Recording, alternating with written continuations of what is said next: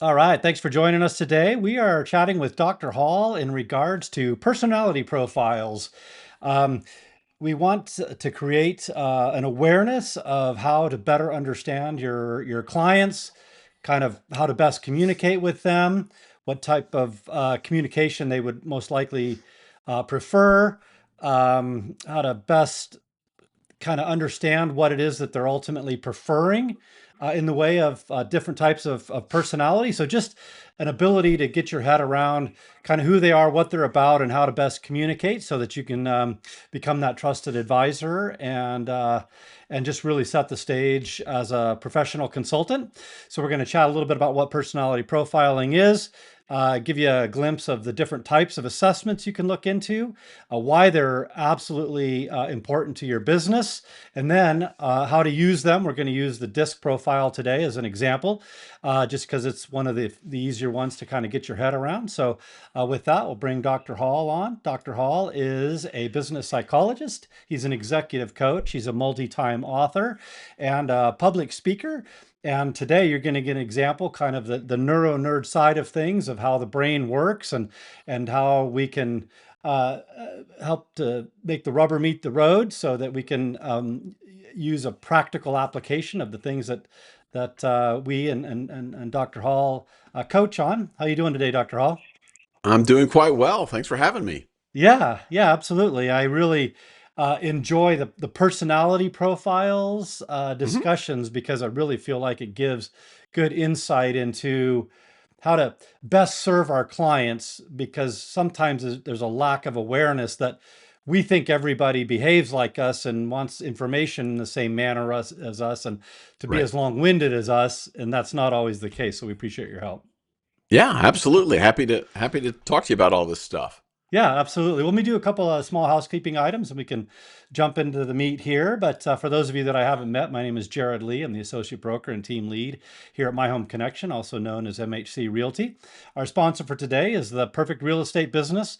This is aspirational. We really want to get into the psychology of of being an entrepreneur, specifically in the real estate space. Obviously, we offer and talk to a number of different things that you have to have in the way of a real estate business, both on the real estate agent and on the lending side. Then we offer a lot of coaching, mentoring, training, which all has their unique benefits. So we recommend that you reach out to us, take advantage of the no obligation consultation, and just see how it is that we can help.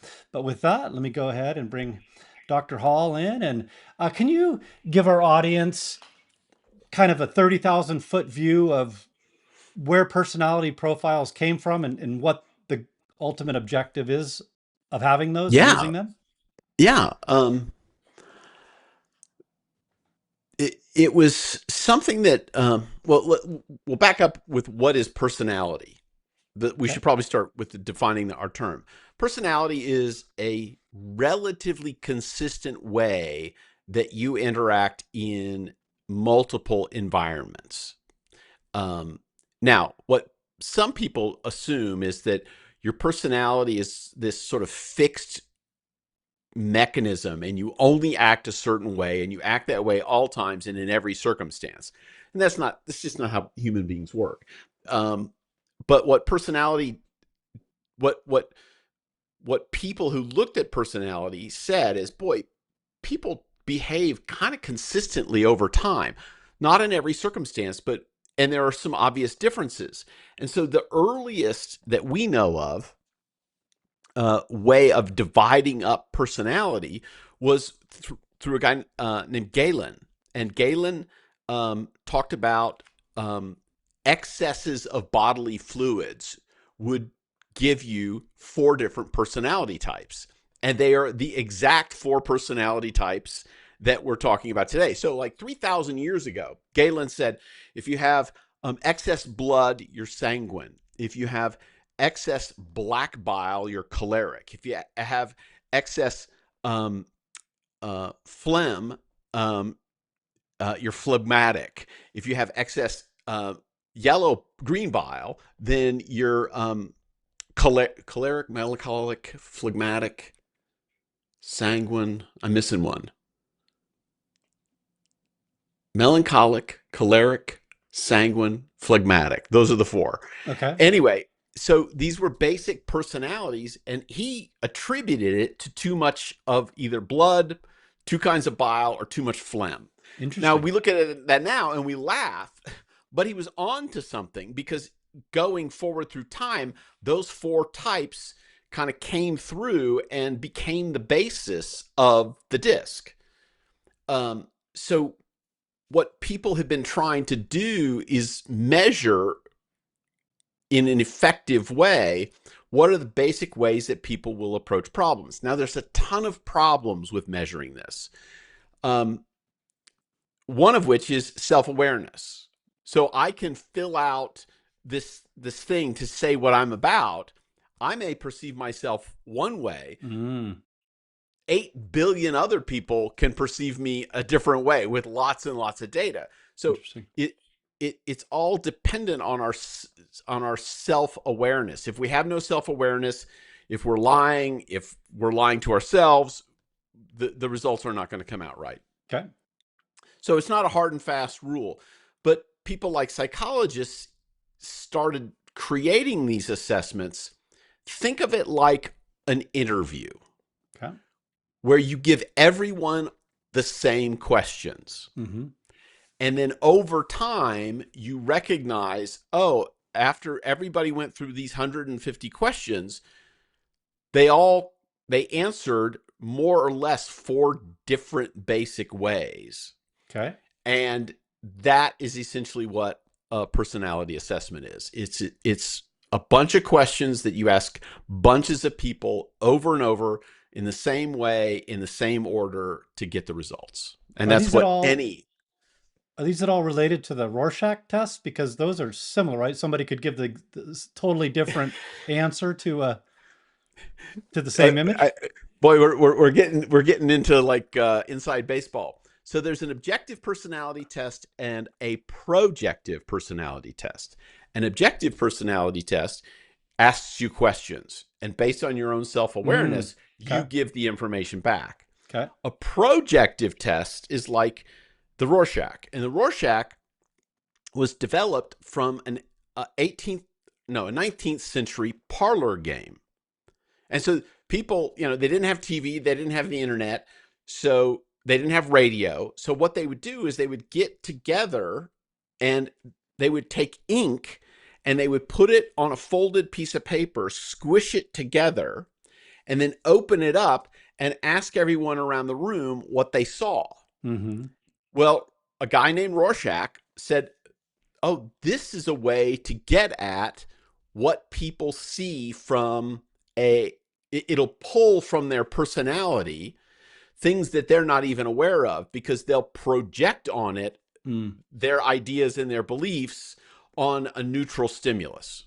Okay. So today, And for the sake of today, we're just looking at the objective. just the objective. The Okay. projective ones, as interesting and fun as they are, their track record of reliability has been pretty low. There are people who still swear by them. I don't. Okay. Okay. So am I hearing you correctly that in a personality test, it's the most beneficial to understand your personality profile first? Oh, absolutely. I mean, we all like to play the game of spot the whatever. We Right. we find people and we label them. That's a Right. fun game, but it's not very accurate. Um, it's a little bit on the dangerous side because we really don't know the person, and it's really easy to label people in ways that are not accurate. So, Okay. for my purposes, it's useful if you do this for other people to to really recognize, okay, I'm just trying to create a shortcut for understanding, not for control, not for labeling, just to improve relationships. Okay. And So you have to hold on to your hypothesis pretty loosely. sure, until you begin to get data points that Lots of data points. Yeah. would Like I strengthen and not making an assumption, but an actual data kind of experience.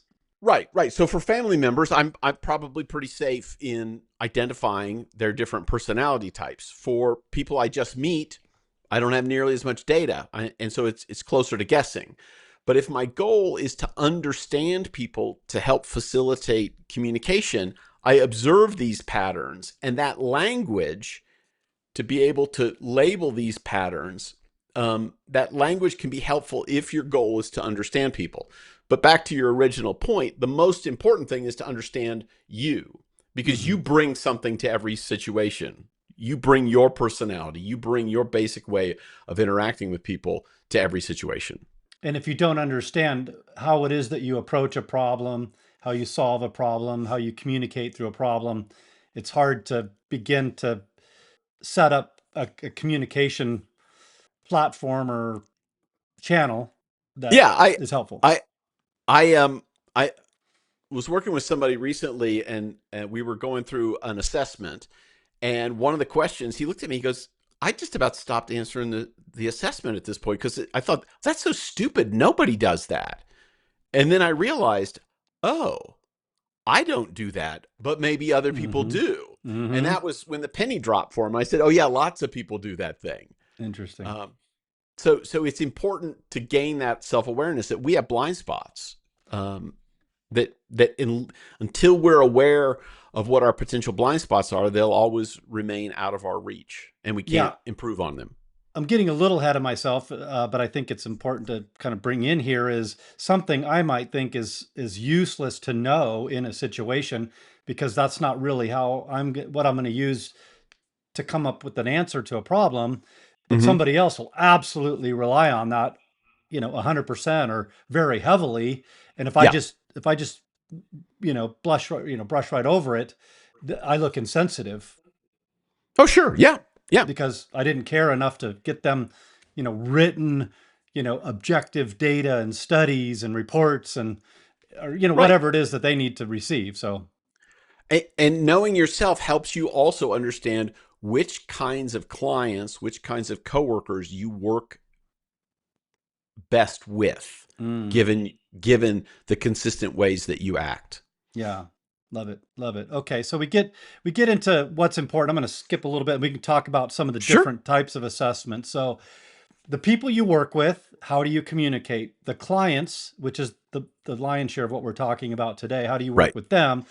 And that is because in a home purchase, in a home sale, it's a higher anxiety situation, and personalities, my understanding, can actually shift as anxiety rises. Am I dumbing that down too much? Am I No, misstating? no, it's absolutely correct. One of the benefits of understanding personality types, the really helpful ones will give you predictions of how people will act under stress. And some do that better than others, but it's important to study it, so that you know, oh, okay, I'm going to get something really, really different. Yeah, and this would manifest in the way of I didn't see that coming. They didn't seem to be that type of person. Wow, what happened? It's well because as tension, anxiety, stress, pressure came up, their personality shifted, and some will do what the freeze, fight, flight, or Faint. faint. I was Yeah. thinking fall, but I knew that wasn't right. But yeah, Yeah. okay. So now you're not as surprised because they are acting different than they once did. Right. Right. I was coming back from a training, about a 5 day training on on a personality instrument, and went to the airport with one of my classmates, and she was getting on a different flight than me, and so we walked in together. We shared a cab. We walked in together, and we're sitting waiting for our flights, and we're going through TSA, and there were some very suspicious, sketchy looking people, who, when you go through TSA, you get a gray bucket, right? Well, these guys got a red bucket, and then they got patted down, Oh and wow, and she was super quiet the whole 5 days, and wow, very gentle, and sweet person, and as soon as those guys got pulled aside with the red buckets and they looked sketchy already, not so much. she just started she talked more in the half hour we were waiting to get on our planes than she had talked the entire 5 days. And she said, "Boy, I sure hope they get on your plane." I was Wow. like, "Wow." That's her So response mechanism when that, she's scared, yeah, just to so yammer.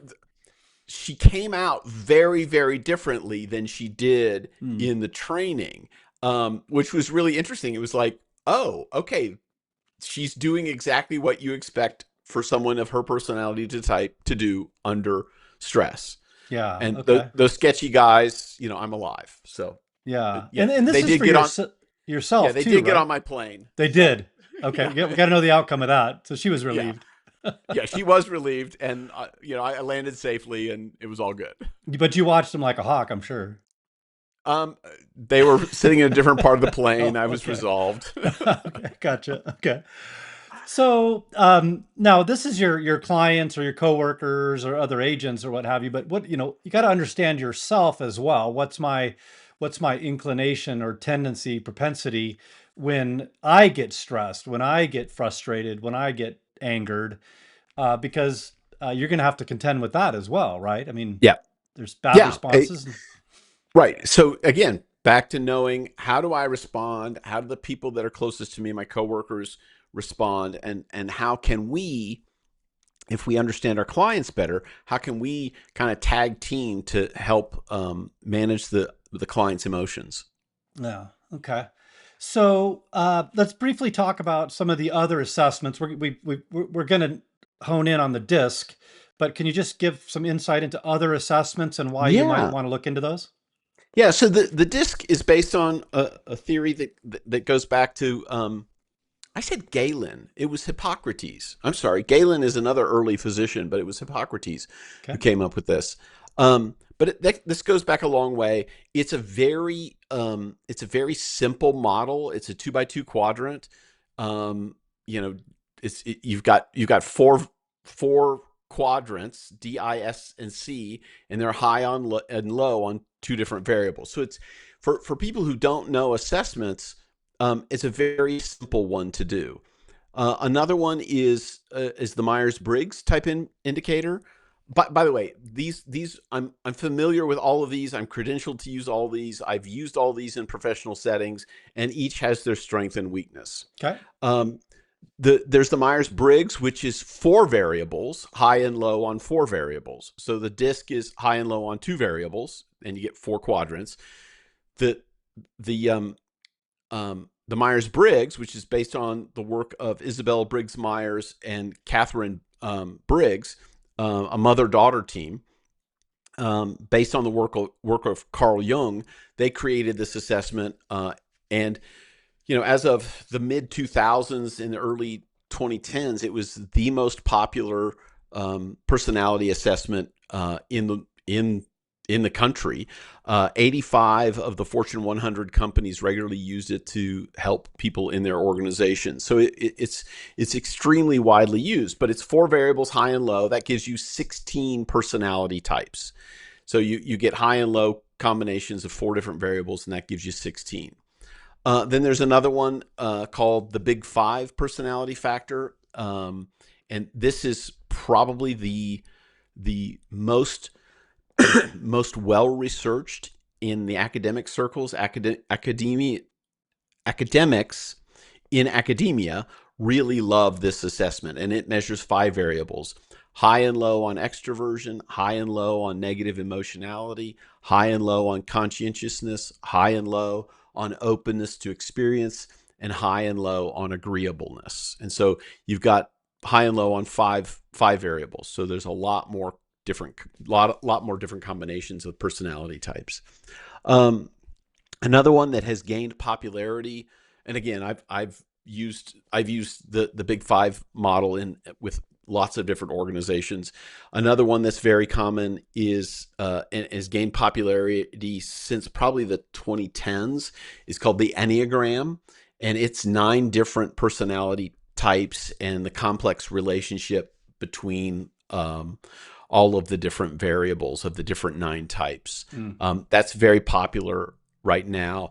I would argue that the Enneagram, in terms of a classification system, is very robust. It does a better job than most of the rest of them on talking about what a person looks like uh, at low levels of functioning and under stress and when they're unhealthy, and what they look like at high levels of stress. So it's probably the most complex model.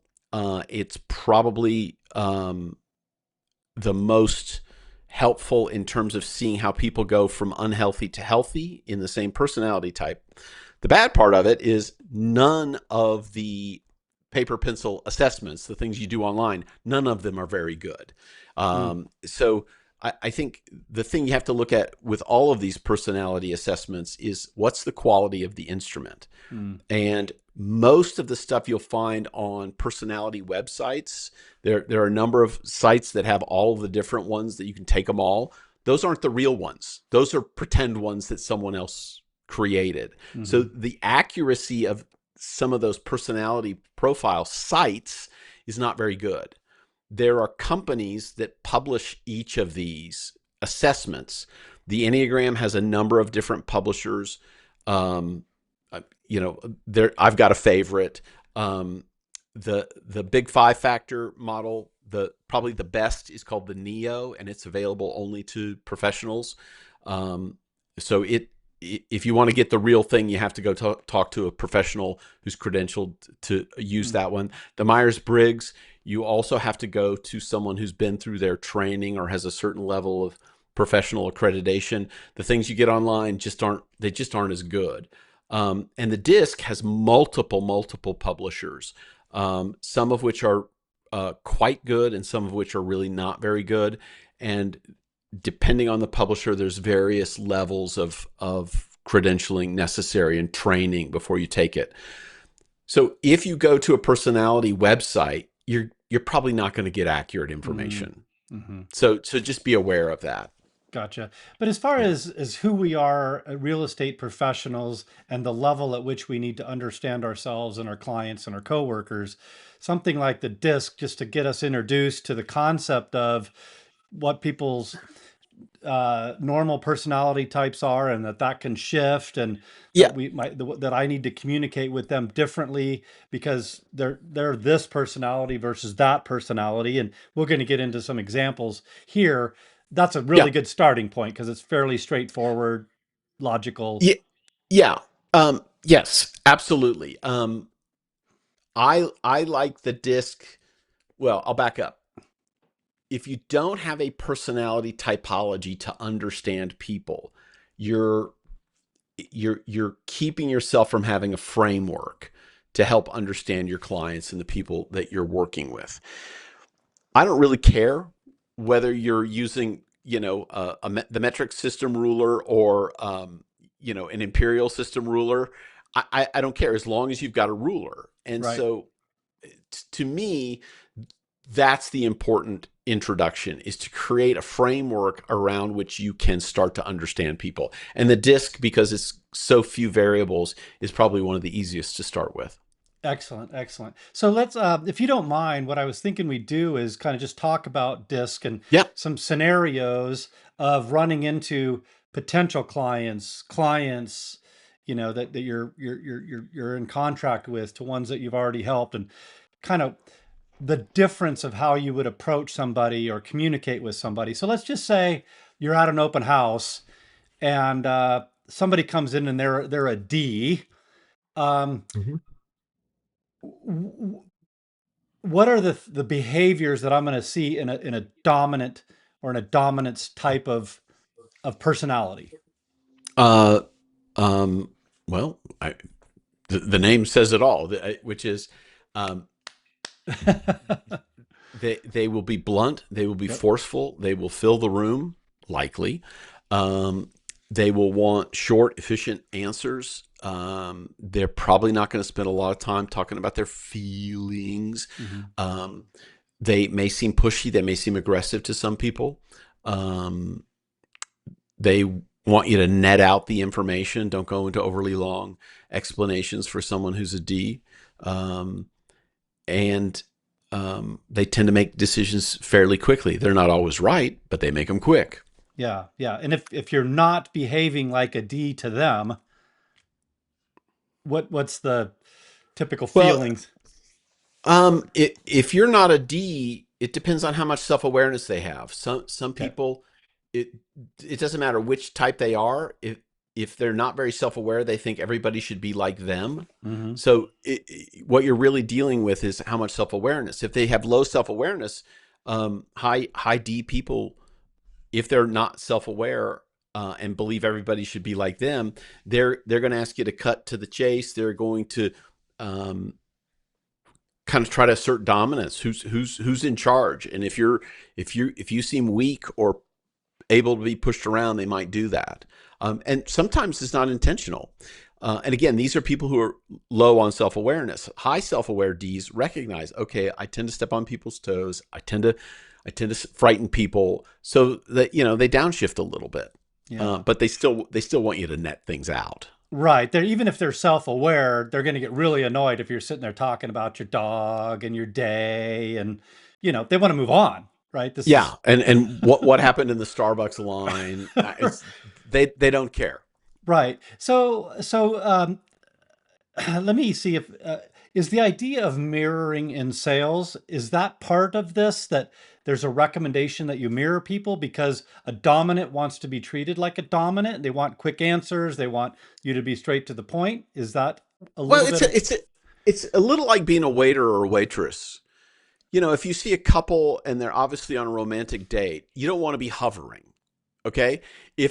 And you want to give them time. If it's clear that they're at a business meeting, you want to make sure that that it's crisp and efficient, and you don't spend too much time. If it's a person or a family, if it's a person alone or a family, they may want you to chit chat a little bit more. What's important as a service professional is recognizing, okay, what am I dealing with, and how do I, every waiter and waitress has figured out, what do I need to do? How do I need to behave with this person to maximize my tip? Yep. Because it's going to be different for everybody. The Yeah. same thing with real estate or any service profession, which is, how do I regulate my behavior to enhance the quality of this experience for my client? Right, because everybody wants a different experience. Mm-hmm. Could want a different experience. Yeah, very Yeah. good. Okay, so this is a non-anxiety situation, or low anxiety. You're just meeting Right. somebody, you're at an open house, no big deal. You're just kind of getting to know each other. What's an Mm-hmm. I? What's their kind of So behavior going to be? the influencing person is a person who is very often a little bit more fun, and they like to help change people's minds. They tend to be in the attitude change business. They tend to gravitate towards things like sales, marketing, public relations. They're people who are really really good with other people, but they also have drive. So high dominant people have a lot of drive and maybe not as socially skilled. Mm, High influence people are very socially skilled, and they have more drive, but they're not as blunt. They're a little bit, in terms of the way they interact with people, a little bit softer. Um, the problem for eyes is, if they're a pure eye, they're so good, they can kind of be like a chameleon. So you mm, don't really know where they stand. mm. And lots of salespeople, lots of people in real estate, probably very high on influencing. Um, and if you've been a sales professional for any length of time, some loved one has told you in a grumpy way, "Stop selling me," Hmm. because they view your approach as always a persuasive campaign to change their mind. Mm. So recognize that I's tend to be a little bit more socially aware than D's, but they still are driving and trying to achieve a goal. Okay. Okay. I'm going to interrupt our path down the disc profile Yeah. real quick here. Something occurred to me.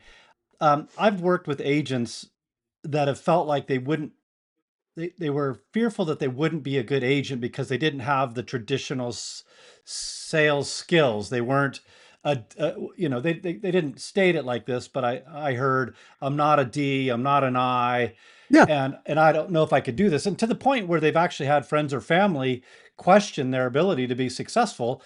And in working with them, I've seen them be very successful, in part because they find their tribe. They find the people that think like them. They know how to deliver information the way that those people want. Anyway, I just want to encourage people that just because you're a different personality doesn't mean that you're not going to be a good fit for this. You just have to be But you've got aware. to find the right kind of customer. Mm-hmm. So like a high I is probably not going to do great with engineers as customers, as Mm-hmm. clients. Mm-hmm. And we'll talk about engineers here in a minute. But you have to find your people, because you're going to naturally present information in a way that certain people want to hear, and you'll just click better. Yeah. Because like attracts like. Yeah. Yeah. Birds of a Yeah, feather type of thing. yeah, Yep. yeah. Absolutely. Okay. So that's a So DN. Yeah. can Go we ahead. back up? There, there's a model that uses animals to define each of these, and I find it Mm-hmm. really helpful. So the D, people say, is a lion. Yep. Tends to be grumpy, kind of frightening, kind of scary.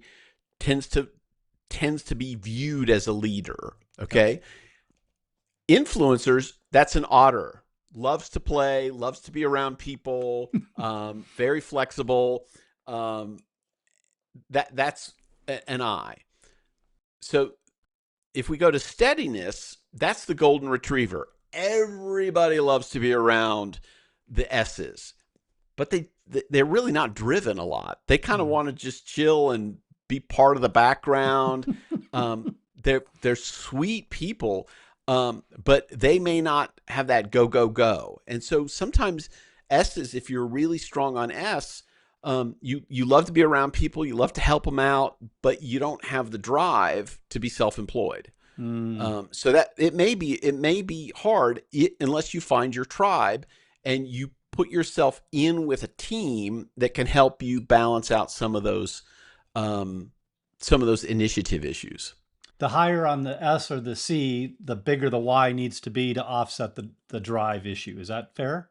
Well, I'd say C's have a lot of drive, Okay. but they tend to not focus on people. They tend to focus on things Mm. and data. Gotcha. So anyway, the S's, they're wonderful to be around. They're really Everybody sweet loves a golden people. retriever. Everybody loves a golden retriever. The C's are the beavers. They're the busy beavers. They're always doing, doing, doing, doing, and they tend to be great at detail. And so if Mm. in engineers, they're very high C very often, Mm-hmm. and they want the data. They're the people who actually read the contract. They actually read the loan application. Mm-hmm. And so high C, high conscientious people, or um, those people, they do a great job with that kind of client. But for them, that social facility of the I doesn't always come through. Mm-hmm. But sometimes you'll see people who are balanced between I and C, and it's such an unusual combination. It's like, oh, I got to get me some of that. Yeah. Actually, that's what brings up a good point. I think you alluded to it, kind of the high and low, but people Yeah. aren't one or the other No. necessarily. They're some flavor of a D and an I or an S and a C or some, and Yeah. that can shift as we talked about earlier. Well, it can shift, but if personality theory is right, it tends to be fairly stable over time, unless there are some important changes in lifestyle, in the way a person approaches the world.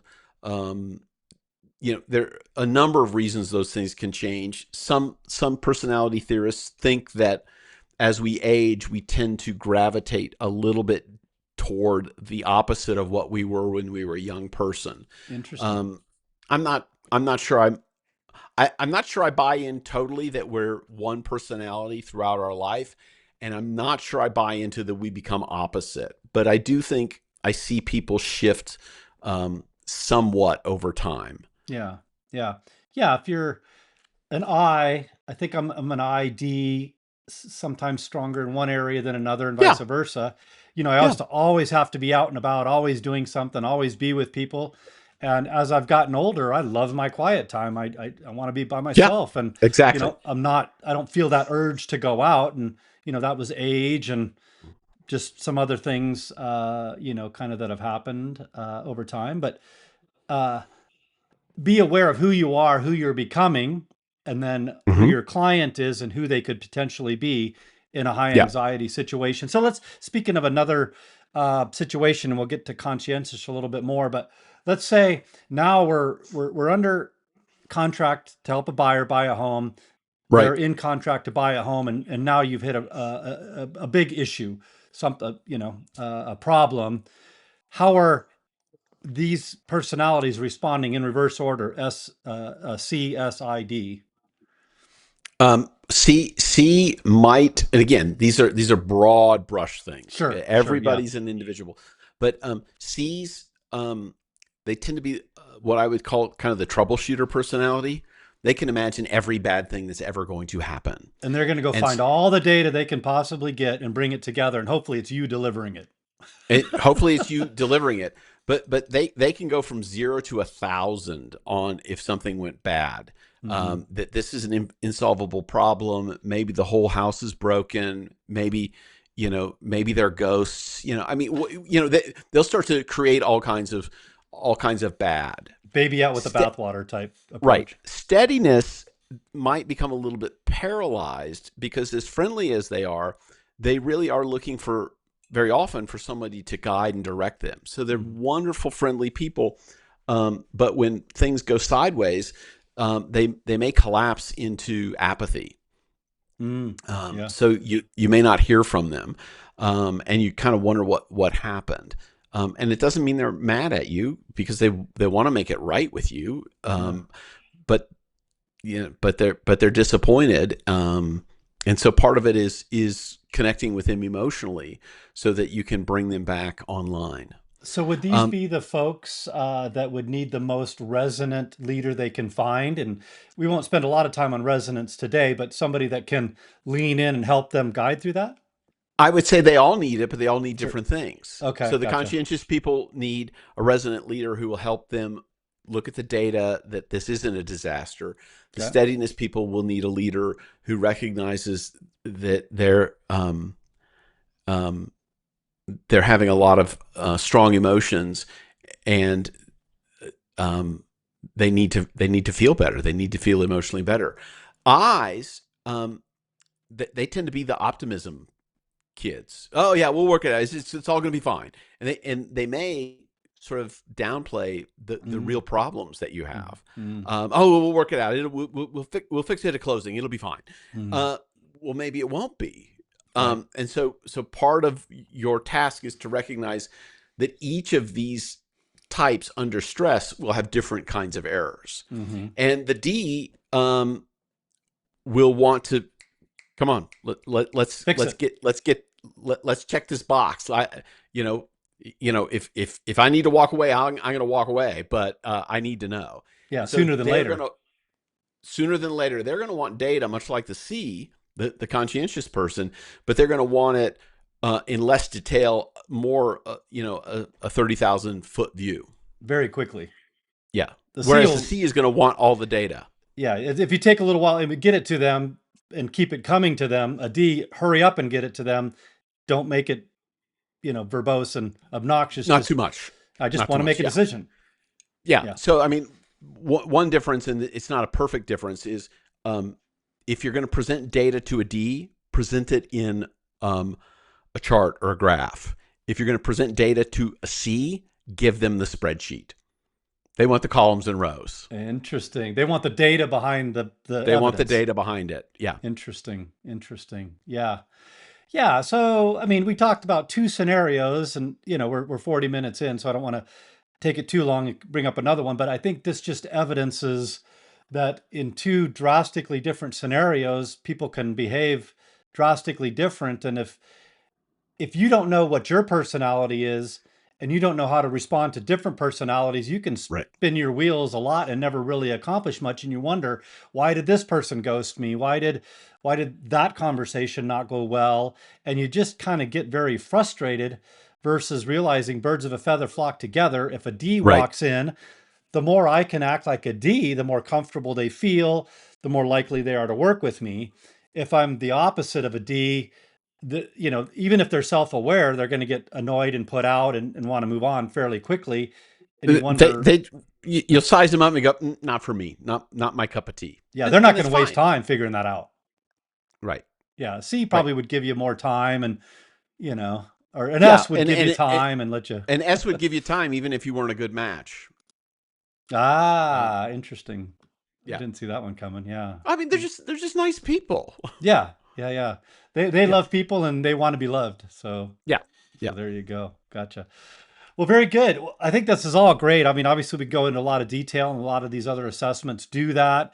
Unless you want to be a full-time counselor or, something along those lines. I don't know if there's a ton of value in it for us to dig into it, but I wholeheartedly believe you should have at least a cursory understanding of how all this works and how to navigate that. Yeah. Um, And there are lots of books out there. There are lots of podcasts. I would find one personality theory, or model mm, that seems to resonate with you mhm. and go with it. I Yeah. really don't care which one it is. It will help you. It won't help you. The other problem people have with personality theories is they think it explains everything. No, it doesn't. Right. No, Just it doesn't. helpful. I mean, you can be a competent D or an incompetent D. You can be Mm. a competent I or an incompetent I. It goes down the list. So skill is not related to this. Hobbies are not necessarily related to this. So it's important to realize there are lots and lots of other factors in what makes up a person. Yeah, yeah, that makes sense. So, kind of as a last point, but I think a big one is you've worked with a lot of different types of industries and personalities and Yep. successful people. If you had to rate, I mean, there's a lot of things you could look at that make somebody successful, but uh, in looking kind of at our industry, real estate and real estate professionals, entrepreneurs, what we do, how would you rate? Um, the importance of understanding personality profiles, how to work with them as far as helping you really become successful, maybe on a scale of, I don't know, I hate to say 1 to 10. Well, maybe like if you had 10 things you had to work on that you Oh, said, in hey, terms of do, rank, I yeah, put it about middle of the pack. okay, It's certainly not the most important thing. I think to be a successful business person, you really need to understand the business. You need to understand the numbers. You need to understand the process that you have. I'd say it's about middle of the pack. okay, okay. Yeah, Um, but when you get to the point where here's how I categorize it. It's the three P's. Do you have a great product? If you don't have a great product, nothing else matters. mhm, Then once you've created a great product, you have to have a great process. okay. So so if you got a great product and a lousy process, nothing else matters. Now, can But we if you've got interchange a service because of the real estate industry with product? yeah, I mean your Okay. your your product is your Is service, your right? service. Okay. Thank Is you. your service. Yeah. Yep. So you've got a great product, you got a great process. Okay. Once you've got those two things down, the thing that will differentiate you and help accelerate you is the people part. Mm. And so if you're lousy at your job and you don't have a system, Uh-huh. then this won't really help you. This will be fun, but it won't help you. Right. But if you've got great service and you've got a great system, then this will be a differentiator for you. Yeah. Yeah. I love that. Right. If you don't have these two preceding things, it's kind of an exercise in understanding people, but not I, super helpful. it, it won't be helpful because you don't have the other two things done first. Right. Right. And process to different personalities will make an extreme difference. I mean, if you're on point and D's love process, right? They'll be like boom, boom, boom, boom, boom. This just works. D's love process, C's love process, I's maybe not so much, S's maybe not so much. Yeah. I mean, everybody can Yeah. appreciate it. So some love it. That makes But sense. some love it. Yeah. Yeah. Some absolutely love it. Yeah. Yeah, yeah. Okay. Well, great stuff. Well, that's all really, really good stuff. Why don't you share with our listeners how to best get a hold of you and some of the tools and resources you have? Yeah, best way you can get a hold of me is on my website, drrogerhall.com, drrogerhall.com. On that, you can find out more about my services. You can find my books, DIY Brain, Staying Happy, Being Productive, and Expedition. Got another one in the works called DIY Leader Brain, which is how leaders interact effectively, the neurobiology of leadership. And I've got online quizzes about anxiety and fear. And I've got an online course that's just about to come online called Freak Out, which helps people work their way through managing anxiety to live a more purposeful life. Awesome. Awesome. Well, again, as always, super helpful stuff. Practical, day to day, how we can apply this stuff and kind of how it works. So, not this whole theory, we'll do this and hopefully that'll work. So I hope our listeners really appreciate you digging into how the mind works and how to improve it, how to elevate it, and how to best serve our clients. So we really appreciate that. All right. Yeah. Thanks for having me. Yep, absolutely. All right, everyone, till next time, have a blessed one.